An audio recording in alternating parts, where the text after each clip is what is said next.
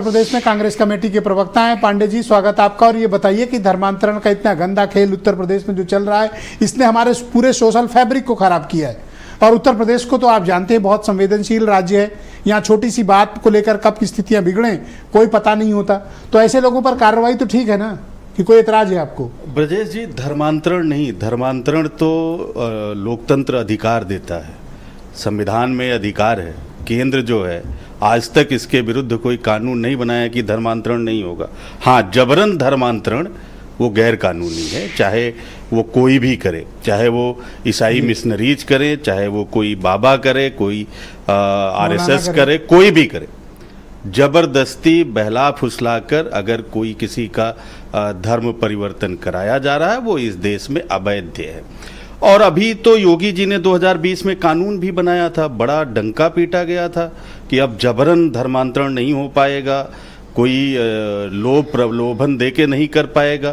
क्या हुआ ये बताया जा रहा है। आपने ही कहा कि ये एसटीएफ उसी समय क्या कहते कह रहा है कि उसी समय जब योगी जी कानून बना रहे थे, उसी समय ये झिंगुर बाबा फल फूल रहे थे।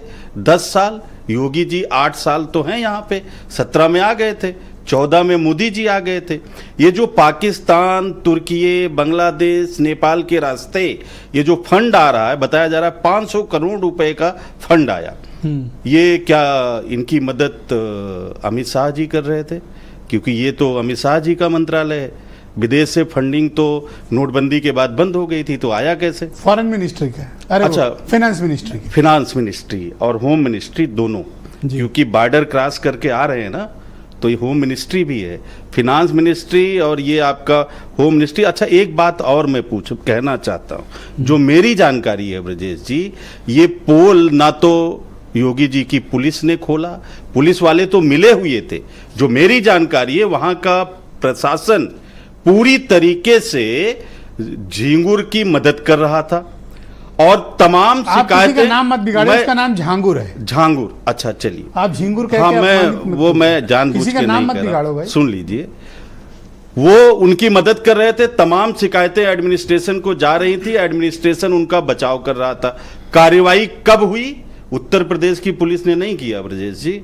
कार्रवाई कब हुई? जब उनके एक पार्टनर थे जिन्होंने वो पूरा 15 करोड़ का घर बनाया था, लेन देन में जब दिक्कत हुई, बसीउद्दीन बबलू, तब वो शिकायत कर रहे थे। उत्तर प्रदेश की सरकार नहीं सुन रही थी क्योंकि एडमिनिस्ट्रेशन कठपुतली बना था, तो वो पीएमओ तक पहुंच गए कंप्लेंट करने, तब जाके इस पे कुछ कार्रवाई शुरू हुई। तो यानी कि सहमत है जो मेरी महत्वपूर्ण बात अब आ रही ब्रजेश जी, यानी कि उत्तर प्रदेश सरकार झांगुर बाबा को मदद कर रही थी और एक ऐसे समय के लिए बचा के रख रही थी, पाल पोस कर बड़ा कर रही थी कि जब उत्तर प्रदेश में 5000 से ज्यादा प्राइमरी विद्यालयों को उत्तर प्रदेश सरकार बंद करेगी, जब गरीबों के बच्चों को, शोषितों के बच्चों को पढ़ाई से विमुक्त कर देगी, तब जाके ये झांगुर बाबा जैसा मामला, जिनको पाल पोस कर योगी जी ने बड़ा किया है, तब वो निकाल के लाएंगे।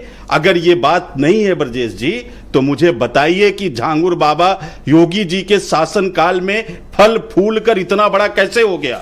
मुझे बताइए, बलरामपुर के एडमिनिस्ट्रेशन की नाक के नीचे कैसे इतना बड़ा कोठी खड़ा हो गया? इतनी बड़ी सरकारी जमीन पर कहा जा रहा है वो मकान कब्जा हुआ है, पांडे जी, तो अब तक क्या कर रहा था प्रशासन? पांडे जी, पहला सवाल, जो कार्रवाई योगी सरकार कर रही है और जिस तरह का बुलडोजर एक्शन हुआ, कांग्रेस पार्टी सहमत है? ये कार्रवाई मैं तो मान ही नहीं रहा हूं, ये कार्रवाई नहीं है। 5000 विद्यालयों के बंद करने के पाप को छिपाने के लिए जैसा कोई बोल नहीं रहा है, जैसा खेल बोले नहीं, जैसा खेल ब्रजेश जी योगी सरकार करती है, आप ध्यान दीजिए। कभी कांवड़ आ जाएगा जब कोई ऐसा इशू फंसेगा, कभी वो संभल आ जाएगा।